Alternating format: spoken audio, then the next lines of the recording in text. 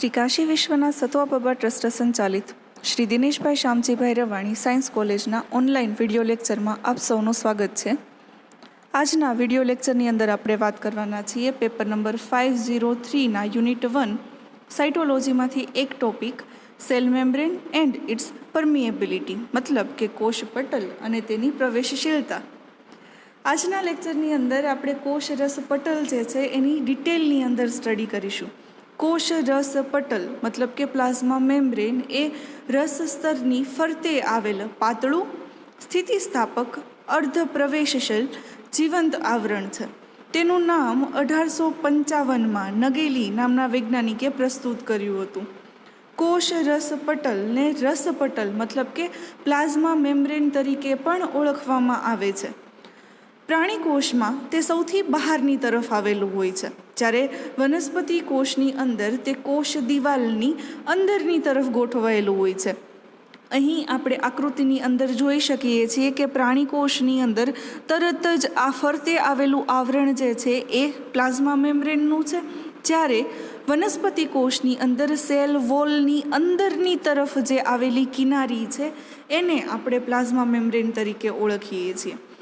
કોષ પટલની જાડાઈ લગભગ 75 એંગસ્ટ્રોમ જેટલી હોય છે, જે મોટાભાગે પ્રાણી કોષ, વનસ્પતિ કોષ અને બેક્ટેરિયા વગેરેમાં સમાન જળવાઈ રહેતી હોય છે.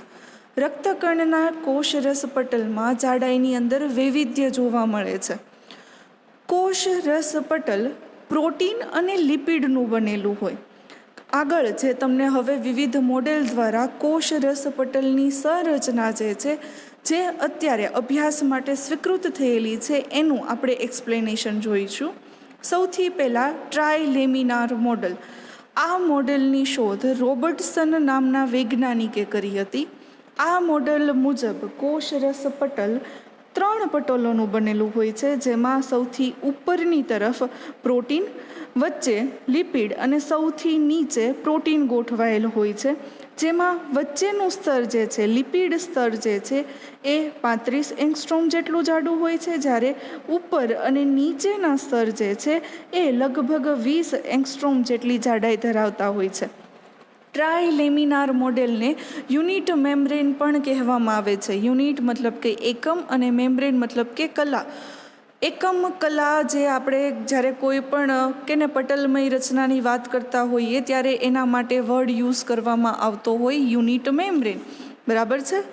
રોબર્ટસનના મત મુજબ બધા જ જૈવિક સ્તર જે છે એ ટ્રાયલેમિનાર રચના ધરાવે છે, કેમ કે તે યુનિટ મેમ્બ્રેન હોય છે, અને આ આખો જ કોન્સેપ્ટ જે છે એને યુનિટ મેમ્બ્રેન સંકલ્પના તરીકે ઓળખવામાં આવે છે.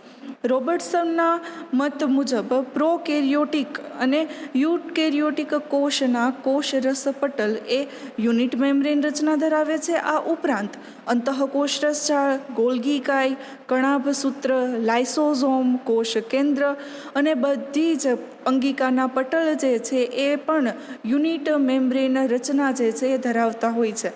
ફરી એક વખત યુનિટ મેમ્બ્રેન મતલબ શું થશે તો કે એકમ કલા.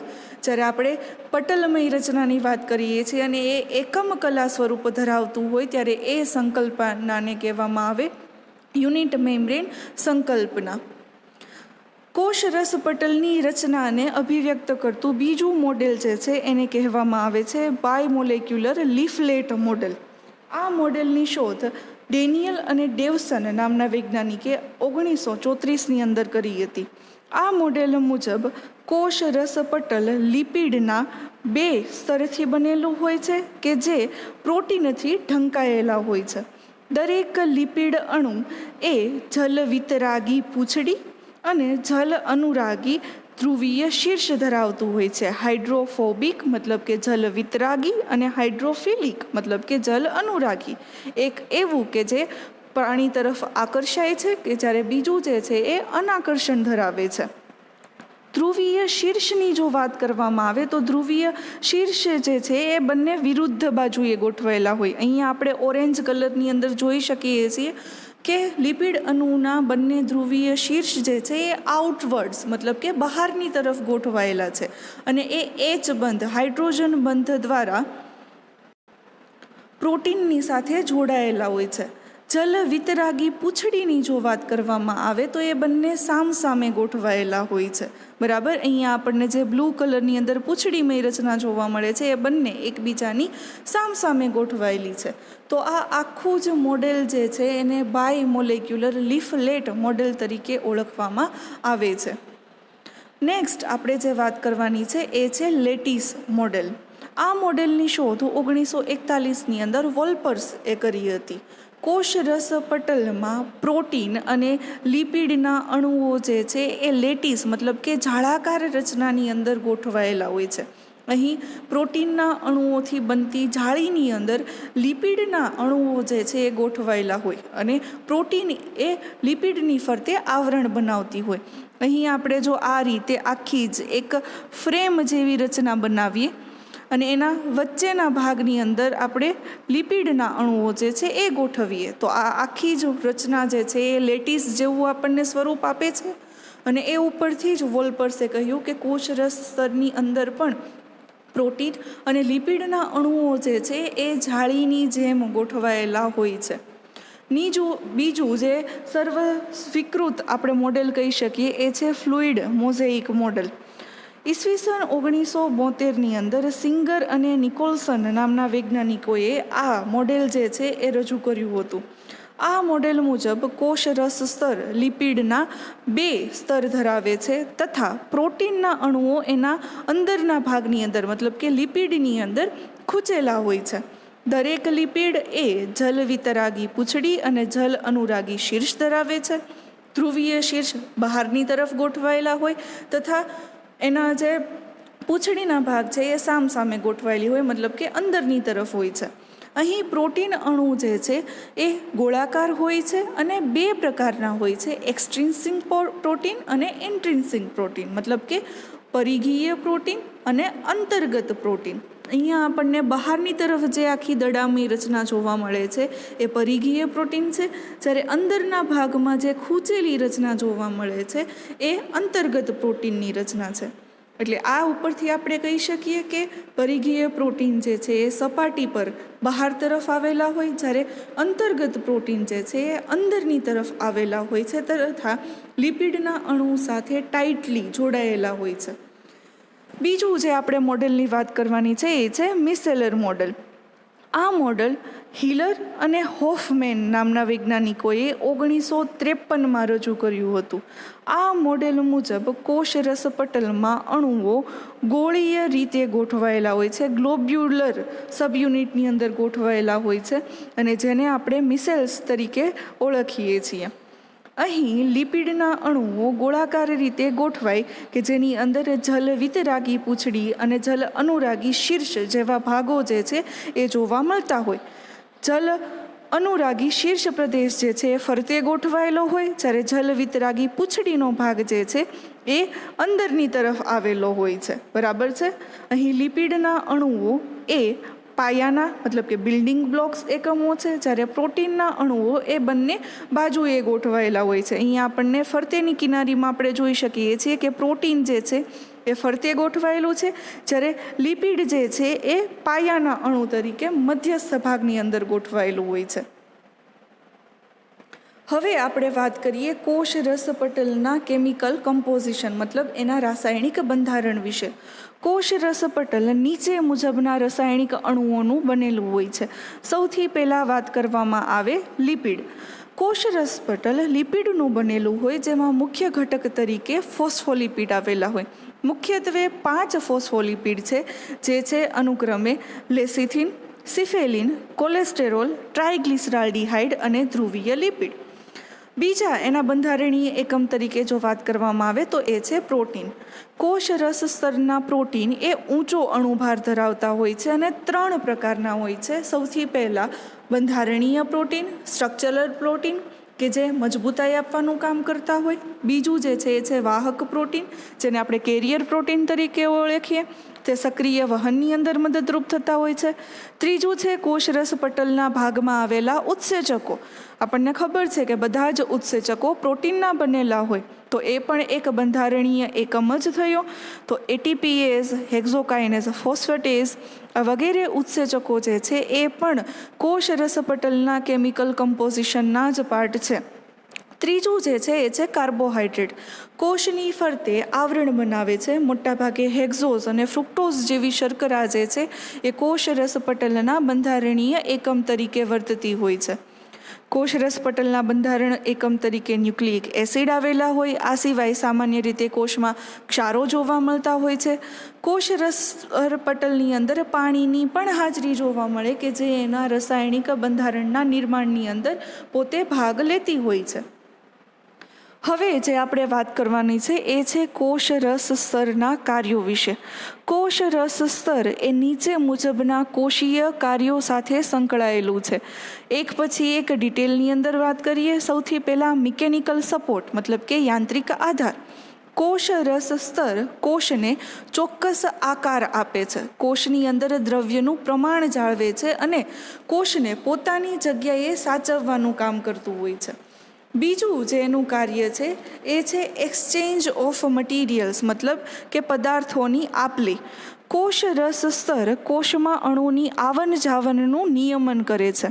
તે જોઈતા અણુને અંદર દાખલ કરે અને નકામા પદાર્થને કોષની બહાર ધકેલે. આમ કોષ અમુક પદાર્થને બીજા પદાર્થની સરખામણીએ પસાર થવા દેશે, જ્યારે અમુકને પસાર થવા નહીં દે. આ પ્રકારની પ્રવેશશીલતાને પસંદગીમાન પ્રવેશશીલતા કહેવામાં આવે. કેટલાક પટલ અપ્રવેશશીલ હોય, કેટલાક પટલ પ્રવેશશીલ હોય. જો કોષરસ પટલની પ્રવેશશીલતાની વાત કરવામાં આવે તો કોષરસ પટલ પસંદગીમાન પ્રવેશશીલતા ધરાવે છે. મતલબ અમુક અણુને અંદર દાખલ થવા દે, જ્યારે નકામા પદાર્થ જે છે એને કોષની બહાર ધકેલી દેશે. નેક્સ્ટ એનું કાર્ય જે છે એ છે બાયોજિનેસિસ ઓફ ઓર્ગેનેલ્સ મતલબ કોષીય અંગિકાઓનું નિર્માણ. અમુક અંગિકાઓ જેમ કે અંતઃકોષરસ જાળ, કોષ કેન્દ્ર પટલ વગેરે કોષરસ સ્તરમાંથી ઉદ્ભવે છે. બીજું જેનું કાર્ય છે એ છે એબ્ઝોર્પ્શન મતલબ કે શોષણ. કોષરસ પટલની એક બંધારણીય રચના છે માઇક્રોવિલી. આ માઇક્રોવિલી જે છે એ આંતરડાના કોષની સપાટી વધારે છે તથા એના શોષણનો દર વધારે છે. આમ કોષરસ પટલ એ પાચન માર્ગના અંગોની કોષીય સપાટી વધારવાની અંદર પણ મદદરૂપ થતું હોય છે. નેક્સ્ટ જેનું કાર્ય છે એ છે સેલ રિકગ્નિશન. સસ્તનના શ્વેતકણો શરીરમાં દાખલ થતા બહારના કણોને ઘન ભક્ષણ મતલબ કે ફેગોસાઇટોસિસ દ્વારા ગળી જતા હોય છે. કોષ રસ સ્તરની સપાટી પર કોષની ઓળખાણ થાય. એમાં એમિનો એસિડ, શર્કરાઓ, સિયાલિક એસિડ જેવા અમાઇનો એસિડ વગેરે જે છે એ જોડાયેલા હોય છે અને આ રીતે પોતે સેલ જે છે એની ઓળખાણ આપવાનું મતલબ કે એને રિકગ્નાઇઝ કરવાનું પોતે કામ કરતું હોય છે. નેક્સ્ટ જે છે એ છે એન્ટીજેનિક સ્પેસિફિસિટી. કોષની પ્રતિજન મતલબ કે એન્ટીજન માટેની ચોકસાઈ એ કોષ રસ સ્તરની સપાટી પર થતી હોય છે. નેક્સ્ટ ટ્રાન્સમિશન ઓફ ઇમ્પલ્સ મતલબ કે ઉર્મી વેગનું વહન કરવું. ચેતાતંતુના કોષ રસ સ્તર ઉર્મી વેગનું વહન કરવાની અંદર મદદરૂપ થતા હોય છે. નેક્સ્ટ ઓસ્મોસિસ મતલબ કે આશ્રુતિ. કોષ રસ સ્તરમાં પાણી હલનચલન ધરાવે છે મતલબ કે પાણીના અણુઓ ઊંચી સાંદ્રતાથી ઓછી સાંદ્રતા, વધુ સાંદ્રતાથી ઓછી સાંદ્રતા તરફ ગતિ કરતા હોય છે અને આ પ્રક્રિયાને આશ્રુતિ તરીકે ઓળખવામાં આવે. આશ્રુતિની ક્રિયામાં પાણીના અણુઓ કોષમાં ગતિ કરે જેને અંતઃ આશ્રુતિ કહેવાય. આનાથી ઉલટી પ્રક્રિયા જે છે એને બહિરાશ્રુતિ તરીકે ઓળખવામાં આવે. અંતઃ આશ્રુતિ મતલબ કે પાણીના અણુઓ જ્યારે કોષમાં દાખલ થતા હોય ત્યારે એ કોષમાં દબાણ વધારે છે અને આને હાઇડ્રોસ્ટેટિક પ્રેશર અથવા તો કોષીય દાબ તરીકે ઓળખવામાં આવે. નેક્સ્ટ એના જો કાર્યની વાત કરવામાં આવે તો એ છે પેસિવ ટ્રાન્સપોર્ટ અથવા તો ડિફ્યુઝન કે જેને આપણે ગુજરાતીમાં નિષ્ક્રિય વહન તરીકે ઓળખીએ છીએ. કોષના અંદરના ભાગની અંદર આવેલા ઘણા અણુઓને શક્તિની આવશ્યકતા વગર જ એ પટલની આરપાર વહન પામતા હોય છે. કોષ રસ સ્તરમાં વધુ સાંદ્રતાથી હાઈ કોન્સન્ટ્રેશનથી ઓછી સાંદ્રતા મતલબ કે લો કોન્સન્ટ્રેશન તરફ જ્યારે અણુનું વહન થતું હોય ત્યારે આ વહનની ક્રિયાને નિષ્ક્રિય વહન અથવા તો પેસિવ ટ્રાન્સપોર્ટ તરીકે ઓળખવામાં આવે. આ પ્રસરણ કોષ વચ્ચે રહેલ છિદ્રમાંથી થતું હોય છે અને આ પ્રક્રિયાને ડાઉનહિલ મૂવમેન્ટ તરીકે ઓળખવામાં આવે છે. મતલબ આપણે જ્યારે કોઈક પર્વતથી નીચે ઉતરતા હોઈએ ત્યારે આપણને શક્તિની જરૂર નથી પડતી, આપણે ફટાફટ ઉતરી જતા હોય છે. તો આ જ પ્રકારની અણુઓના વહનની ક્રિયા જે છે એને આપણે ડાઉનહિલ મૂવમેન્ટ તરીકે ઓળખીએ છીએ. નેક્સ્ટ આપણે જે વાત કરવાની છે એ છે એક્ટિવ ટ્રાન્સપોર્ટ અથવા તો સક્રિય વહન.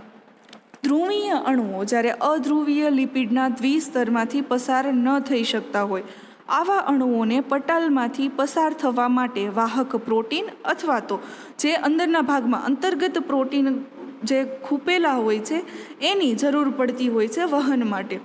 કેટલાક આયનો કે અણુઓનું વહન પણ પટલની આરપાર સકેન્દ્રતા ઢોળાંશ, મતલબ આપણે જે વધુ કે ને કોન્સન્ટ્રેશનથી ઓછા કોન્સન્ટ્રેશનની વાત કરીએ એની કરતાં વિરુદ્ધ દિશાની અંદર થતી હોય. મતલબ ઓછી સાંદ્રતાથી વધુ સાંદ્રતા તરફ વહન જ્યારે થતું હોય ત્યારે એ ક્રિયાશક્તિ ઉપર આધારિત હોય છે. મતલબ એની અંદર એટીપીનો ઉપયોગ થાય છે અને આ પ્રકારના વહનની ક્રિયાને સક્રિય વહન તરીકે ઓળખવામાં આવે. અહીં આપણને ઉદાહરણ આપવામાં આવ્યું છે મૂત્રપિંડ અને ચેતાતંતુઓના કોષોનું, કે જેની અંદર સોડિયમ મતલબ કે એને પ્લસ આયન અને પોટેશિયમ આયન જે છે તો એનું આખો જ આયોનિક પંપ જે છે એનું નિર્માણ થતું હોય. મતલબ કે અહીં સોડિયમ આયન બહાર ધકેલાય છે અને પોટેશિયમ આયન અંદર ભેગા થાય છે. સોડિયમ જે છે એ બહારની તરફ જશે જ્યારે પોટેશિયમ જે છે કોષની અંદર દાખલ થશે અને આખી ઘટના જે છે એને આયોનિક પંપ અથવા તો સોડિયમ પોટેશિયમ પંપ તરીકે ઓળખવામાં આવે.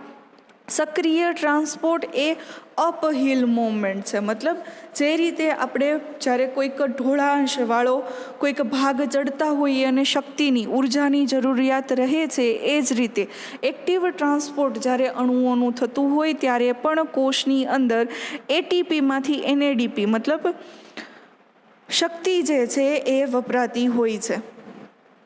નેક્સ્ટ એનું કાર્ય જે છે એ છે એન્ડોસાઇટોસિસ.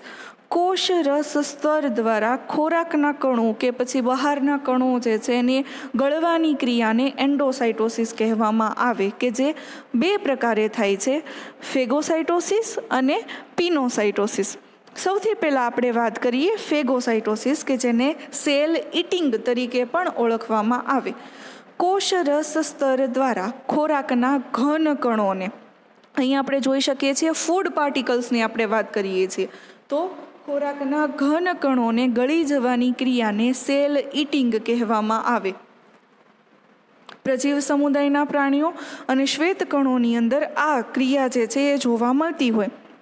આ ઘટના વિશે ઈસવીસન 1885માં મેટનિકોફ નામના વૈજ્ઞાનિકે સૌથી પહેલાં માહિતી આપી હતી. આ પ્રક્રિયા દરમિયાન સ્તરની સપાટી દ્વારા ખોરાકના કણો જે છે એનું અધિશોષણ થાય, ફેગોઝોમનું નિર્માણ થાય. આવા ફેગોઝોમ જે છે એ પાચક ધાનીની અંદર પરિવર્તિત થાય. પાચન થયા બાદ અપાચિત ખોરાક જે છે એ કોષની બહાર જે છે એ એનો નિકાલ થતો હોય. બીજી જે એન્ડોસાઇટોસિસની પ્રોસેસ છે એને આપણે કહીએ છીએ પિનોસાઇટોસિસ કે સેલ ડ્રિંકિંગ. કોષ રસ સ્તર દ્વારા ખોરાકના પ્રવાહી કણોને ગળી જવાની ક્રિયાને પિનોસાઇટોસિસ કે સેલ ડ્રિંકિંગ તરીકે ઓળખવામાં આવે. અહીં આપણે જોઈ શકીએ કે પ્રવાહી કણ જે છે એ અંદરની તરફ કરી અને એક કોથળી જેવી રચના બનાવે છે. આ પ્રવાહી કણને લઈ અને અંદર જે કોથળી જેવી રચના બનાવે એને કોષ રસ સ્તર પોતાની અંદર તરફ દબાવશે, કે જે પછી વેસિકલની અંદર ફેરવાય, કે જેને આપણે પિનોઝોમ તરીકે ઓળખીએ છીએ.